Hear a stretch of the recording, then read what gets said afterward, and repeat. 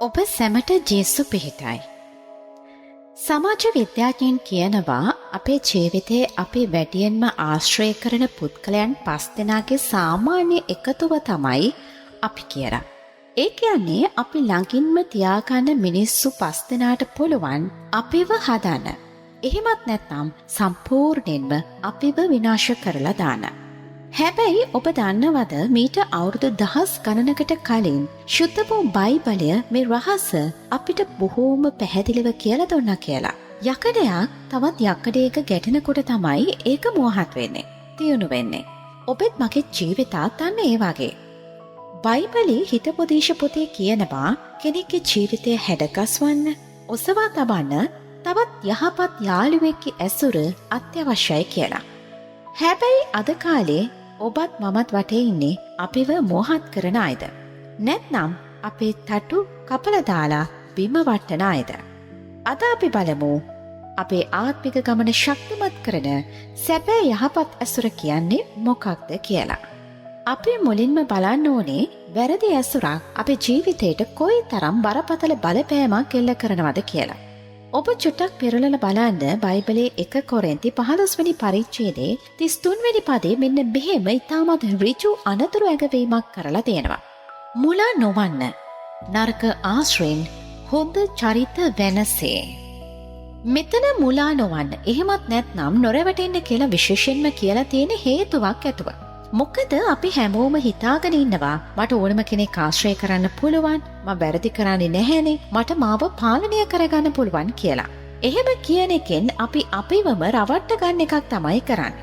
හැබැයි දේව වචනේ කියන්නේ මෙන්න මෙහෙම කාරණයක්.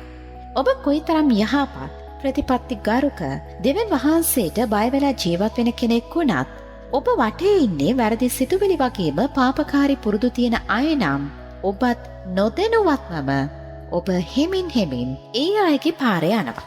ඒ කියන්නේ ඔබේ යහපත් ගුණාංග එකින් එක දවසින් දවස විනාශ වෙලා යනවා. බයිබලයේම මේකට හොඳ උදාහරණයක් තියෙනවා. ඒ තමයි සාලමොන් රජතුමා. සාලමොන් රජතුමා කියන්නේ ලෝකේ ජීවත් වුණු ප්‍රඥාවන්තම රජෙක්. දෙවියන් වහන්සේකින් ඍජුවම ප්‍රඥාව වගේම ආශිර්වාදය ලැබපු කෙනෙක් තමයි සාලමොන් රජතුමා. හැබැයි සාලමොන් රජතුමා එක කාන්තාවක් ආශ්‍රය කරන්න ගත්තා.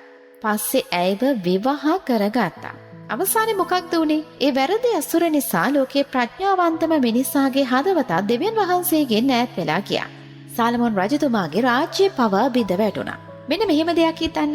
අඟුරු කෑල්ලක් පත්තු වෙලා තියේදී ඇල්ලුවොත් අත පිච්චෙනවා. ඒක නිවිලා තියෙනකොට ඇල්ලුවොත් මොකද වෙන්නේ? අත කළු වෙනවා. වැරදි අසුරත් අන්න ඒ වගේ දෙයක්. ඒකෙන් එක්කෝ අපේ ජීවිතේ විනාශ වෙනවා. එහෙමත් නැත්නම් අපේ චරිතයට කළු පැල්ලමක් එකතු වෙනවා. ඒ නිසා අද ඔබෙන්ම මේ ප්‍රශ්නය ඔබ අහන්න. ඔබේ ළඟම මිතුරන් ඔබව රැගෙන යන්නේ ආලෝකය දිහාවටද නැත්නම් අඳුර දිහාවටද කියලා. වැරදි ඇසුර අපිව විනාශ කරනකොට යහපත් ඇසුරක් අපේ ජීවිතයට කරන්නේ මොන වගේ බලපෑමක්ද? ඒකත් බයිබලයේ මෙන්න මෙහෙම තියෙනවා. බලන්න හිතෝපදේශ 27 වෙනි පරිච්ඡේදයේ 17 වෙනි පදය.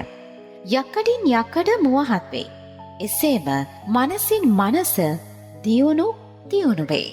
යකඩ කැබැල්ලක් තවත් යකඩ කැබැල්ලක ගැටෙනකොට තමයි ඒක කැපෙන තියුණු ආයුධයක් බවට පත් වෙන්නේ. අන්න ඒ වගේ තමයි සැබෑ මිතුරෙක් කියලා කියන්නේ අපේ හැම දෙයකටම ඔව් කියන, අපේ වැරදිවලටත් හුරේ දාන කෙනෙක් නෙමෙයි. සැබෑ මිතුරෙක් කියන්නේ අපි වැරදි මාර්ගයක යනවා නම් අපිට ආදරෙන් එක පෙන්වලා දීලා අපේ අඩුපාඩු හදලා අපිව ආත්මිකව වගේම ජීවන මට්ටමිනුත් ඉහළට ඔසවා තබන්න වෙහෙසෙන කෙනෙක්ට. ඔබ වැටෙන වෙලාවට ඔබව ධෛර්යමත් කරන්නේ කවුද?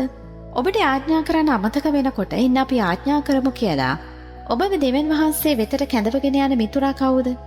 අන්න ඔහු ඇය තමයි දෙවියන් වහන්සේ ඔබේ ජීවිතයට එවපු සැබෑ මිතුරා. ප්‍රශ්න බාධක මැද වුණා ජීවිතේ ජය ගන්න පුළුවන් කියන ධනාත්මක සිතුවිල්ල ඔබේ මනසට දාන්න පුළුවන් එකම එක හොඳ යාළුවෙක් ඉන්නවා නම් ඔබ ඇත්තටම හරිම වාසනාවන්තයි. යහපත් පක්ෂපාතී අසුරක් කියන්නේ මොන වගේ එකක්ද කියලා ශුද්ධ වූ බයිබලෙන් ගන්න පුළුවන් ලස්සනතම වගේම ප්‍රබලම උදාහරණය තමයි දාවිත් හා ජොනතන්ගේ මිතුදම කියලා කියන්නේ. ජොනතන් කියන්නේ ඒ කාලේ ඊශ්‍රායලේ රජකම් කරපු සාවුල් රජුගේ පුතා. ඒ කියන්නේ ඔටුන්න හිමි කුමාරයා. දාවිත් කියන්නේ ගෝලියත්ගේ අභියෝගයේ ජය අරගෙන ජනතාවගේ ආදරය දිනාගත්ත තරුණ රණශූරී. සාවුල් රජු දාවිත්ගේ ජනප්‍රියත්වයට ඊර්ෂ්‍යා කළා. දාවිත්ව විනාශ කරලා දාන්න උපක්‍රම හෙව්වා. සාමාන්‍ය ලෝකෙ විදිහට නම් ජොනතන් කැමති වෙන්න ඕනේ දාවිත් විනාශ වෙනවට. මොකද දාවිත් නැති වුණොත් විතරයි ජොනතන්ට ඊළඟ රජු වෙන්න පුළුවන්කම ලැබෙන්නේ.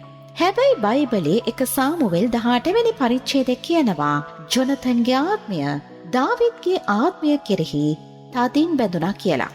ඔහු තමාගේම පණවින් දාවිත්ට ප්‍රේම කරා කියලා. ජොනතන් තමන්ගේ තාත්තගේ රාජකීය බලයට වඩා දෙවියන් වහන්සේගේ කැමැත්තට වගේම මිතුදමට ගෞරව කළා. සාමුල් රජු දාවිත්ව මරන්න කුමන්ත්‍රණය කරද්දී ජොනතන් තමන්ගේ ජීවිතය පවා අවධානමේ දාගෙන රහසින් දාවිත්ට අනතුරු ඇඟෙව්වා. ඔහු දාවිත්ගේ ජීවිතය බේරගන්න උදව් කළා. ජොනතන් වගේම දාවිත් දෙවියන් වහන්සේ ඉදිරියේ එකිනෙකාට විශ්වාසවන්තව ඉන්න ගිවිසුමක් ඇති කරගත්තා. පස්සේ කාලෙක සවුල් රජු වගේම ජොනතන් යුද්ධෙන් මිය ගියාට පස්සේ දාවිත් රජු වුණාටත් පස්සේ තමන්ගේ යාළුවගේ පක්ෂපාතීකම අමතක කළේ නැහැ. ජොනතන්ගේ ආබාධිත පුත්‍රයාව දාවිත් හොයාගෙන ඇවිල්ලා එයාව තමන්ගේම පුත්‍රයෙකු වගේ රාජකීය මේසේ වාඩි කරවාගෙන දාවිත් ඔහුට සැලකුවා. මෙන්න මේක තමයි සැබෑ ඇසුර කියලා කියන්නේ. තමන්ගේ වාසිය විතරක් බලන්නේ නැතුව අනික් කෙනාගේ දියුණුව වෙනුවෙන් අනික් කෙනාගේ ජීවිතය වෙනුවෙන් පෙනී ඉන්න දෙවියන් වහන්සේ මැදි කරගත්ත ඇසුරක් තමයි සැබෑ ආශිර්වාදය කියලා කියන්නේ. දාවිත් සහ ජොනතන්ගේ කතාවෙන් අපිට දෙන පණිවිඩය හරිම පැහැදිලි. යහපත් ඇසුරක් කියන්නේ අපේ ජීවිත ආරක්ෂා කරන පවුරක් වගේ දෙයක්.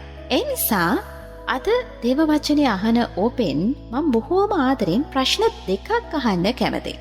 පළවෙනි ප්‍රශ්නේ තමයි ඔබ වටේ ඉන්න යාළුවෝ ඔබව රැගෙන යන්නේ කොයි පාරේද? ඕන් ඔබ දෙවියන් වහන්සේට ඔබේ යහපත් සිහිනවලට සමීප කරනවද? ඕන් ඔබව දෙවියන් වහන්සේට සමීප කරනවද? ඔබේ යහපත් සිහිනවලට උදව් කරනවද? නැත්නම් ඔබව පාපයට ඇදලා දානවද? අසභ්‍ය දේවල් වලට ඇදලා දානවද? ඔබේ හීන ඉටු වෙන්න දෙන්නේ නැතුව ඒවට යන්න තියෙන පාරට බාධක දානවද? ඔබේ ඇසුර ගැන අදම නැවත වරක් හිතලා බලන්න. හැබැයි ඒ හැමදේටම වඩා වැදගත් ප්‍රශ්නයක් තියෙනවා. ඒක තමයි දෙවෙනි ප්‍රශ්නේ. දෙවෙනි ප්‍රශ්නය තමයි තව කෙනෙක්ගේ ජීවිතයට ඔබ කොයි වගේ කෙනෙක්ද? ඔබ තවත් කෙනෙක්ට ජොනතන් වගේ පක්ෂපාතී යහපත් මිතුරෙක් වෙලා ඉන්නවද? නැත්නම් ඔබේ ඇසුර නිසා තවත් කෙනෙක්ගේ යහපත් ගුණාංග නැති වෙලා යනවද? අපි හැමෝම අපේ ජීවිතයට හොඳ යාළුවෝ ඉල්ලලා යාඥා කරනවා. හැබැයි බයිබලය අපිට උගන්වන්නේ අනුන්ගෙන් යහපත් ඇසුරක් බලාපොරොත්තු වෙන්න කලින් මුලින්ම ඔබ තවත් කෙනෙක්ට යහපත් මිතුරෙක් වෙන්න කියලා. ඔබේ වචනෙන් තවත් කෙනෙක් මෝහත් වෙනවද?